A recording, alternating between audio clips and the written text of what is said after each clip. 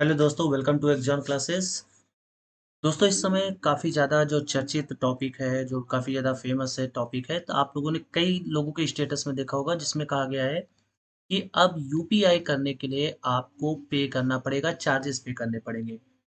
तो देखिए, एक्चुअल में जो नए रूल्स आए हैं उसमें क्या है क्या नहीं है, ये एक प्रकार से मिसकॉन्सेप्शन यानी एक गलतफहमी फैलाई जा रही है। लेकिन उनको इस चीज़ के बारे में पूरी तरह नॉलेज नहीं है कि किस चीज़ में उनको चार्ज पे करना है, किस चीज़ में नहीं करना है। तो ये सारी चीज़ें आज हम लोग इस वीडियो में डिस्कस करने वाले हैं। So without any delay let's start. But आप कोई भी चीज़ अगर आप स्टेटस के थ्रू या किसी भी सोशल मीडिया के थ्रू अगर आप एक दूसरे के साथ शेयर करते हैं तो बी श्योर कि आप सही जानकारी शेयर कर रहे हो। तो अब यहाँ पे हमारा मुद्दा है कि क्या यूपीआई अब चार्जेबल होगा? तो इस बारे में हम लोग नए रूल्स जो भी हैं वो सब पूरा जानेंगे। पहले देखिए, अभी तक क्या होता था कि आप इस तरीके से क्यूआर कोड शेयर कर देते थे, तो अभी हाल ही में कुछ रूल्स और रेगुलेशंस में चेंजेस किए गए। क्यों किए गए हैं, ये सब कुछ हम लोग आज इस वीडियो में डिस्कस करेंगे। फर्स्ट टाइम अगर आप चैनल पे आए, चैनल को सब्सक्राइब और वीडियो को शेयर ज़रूर कीजिए ताकि ये नॉलेज सबके पास तक पहुँचे और कोई गलत फेक न्यूज़ या फिर कह सकते हैं कि अधूरी जानकारी किसी दूसरे के साथ शेयर ना करें। तो बढ़ते हैं, सबसे पहले बात करते हैं यहाँ पर कुछ टर्मिनोलॉजी की, जैसे व्हाट इज़ पीपीआई। ठीक है? देखिए, जो इस ये जो मुद्दा है वो इस पीपीआई को लेकर के है। पीपीआई मीन्स होता है प्रीपेड। ठीक है? प्रीपेड अ, प्रीपेड और यहाँ पे जो पेमेंट इंस्ट्रूमेंट। ठीक है? मतलब प्रीपेड पेमेंट इंस्ट्रूमेंट, ये जो यहाँ पे बात है, तो ये जो यहाँ पे बात की जा रही है चार्ज लगाने की, जो कि है 1.1%। जब भी अमाउंट सेंड किया जाएगा मोर देन 2000, तो वो पीपीआई पे लगने वाला है, यानी प्रीपेड पेमेंट इंस्ट्रूमेंट पे लगने वाला है। ये एक्चुअल में है क्या? देखिए, आप लोगों ने पेटीएम यूज़ किया होगा। अभी हालाँकि पेटीएम पेमेंट बैंक हो चुका है, लेकिन इससे पहले हम लोग क्या करते थे, वॉलेट पे जो है बैलेंस को रख लेते थे, अकाउंट से वॉलेट पे डाल लिया और उसके बाद वॉलेट से हम किसी भी दूसरे के अकाउंट में इस तरीके से हम भेज देते थे। तो एक्चुअल में जो सरचार्ज लग रहा है, जो भी 1.1% का चार्ज लग रहा है 2000 से ऊपर के अमाउंट पर, वो वॉलेट पे लग रहा है। ठीक है? अब ये भी आप जान लीजिए कि P2P क्या होता है, तो P2P का मतलब होता है peer to peer. Peer to peer means two person, यानी जब हम पर्सन टू पर्सन भेजते हैं तो उसको पी टू पी कहा जाता है। और पी टू एम का मीन्स होता है पीयर टू मर्चेंट, यानी जब कोई पर्सन किसी मर्चेंट को पैसे भेजता है। तो सबसे पहले तो आप ये जान लीजिए कि अगर कभी भी अमाउंट अकाउंट से अकाउंट पे भेजा जा रहा है तो उस केस में कोई भी चार्जेस लगने वाले नहीं है। जैसा कि ये प्रोपेगेंडा फैलाया जा रहा है कि नहीं, अब यूपीआई में चार्ज लगेगा, ऐसा बिल्कुल नहीं है। अगर आप अकाउंट से अकाउंट पे भेजते हैं तो अभी भी कोई भी चार्ज पे नहीं करना है। बात करते हैं ये पीपीआई में किसको यहाँ पे चार्ज पे करना पड़ेगा। तो देखिए, पहले तो बात, आप पीपीआई का मतलब समझ गए हैं क्या है? Prepaid payment instrument. ठीक है? तो ये बेसिकली होता क्या है कि जो वॉलेट पे हम लोग रख लेते हैं, वॉलेट के बाद जब हम खर्च करते हैं किसी भी पर्सन को, किसी भी मर्चेंट को, तो उसको पीपीआई बोला जाता है। इतनी बात क्लियर हो गई।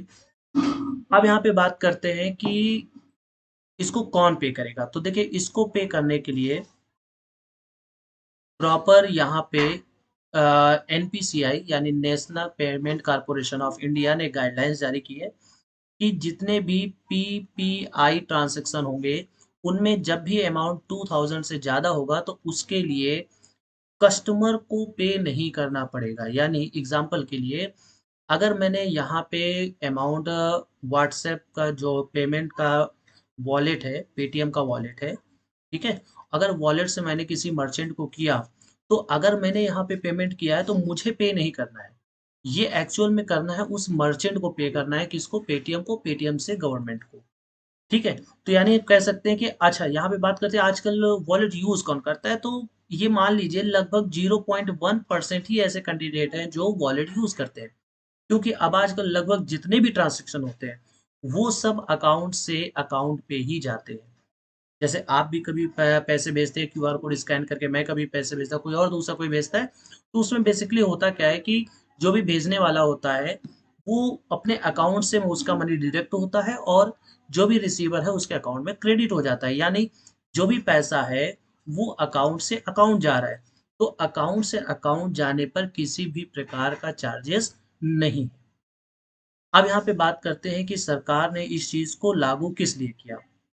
तो आप ये समझ लीजिए कि सरकार की जो मंशा है वो ये है कि जितने भी वॉलेट है, जैसे हम लोग क्या करते हैं कि वॉलेट को जो अमाउंट है वो बैंक से लेकर के वॉलेट में डाल लेते हैं, तो रियलिटी में देखा जाए तो आपका पैसा वॉलेट में आ गया, पैसा आप यूज नहीं कर रहे, पैसा बेसिकली यूज कर रहा है पेटीएम या फोन पे वाले, जिनके वॉलेट में आपने पैसा डाल दिया।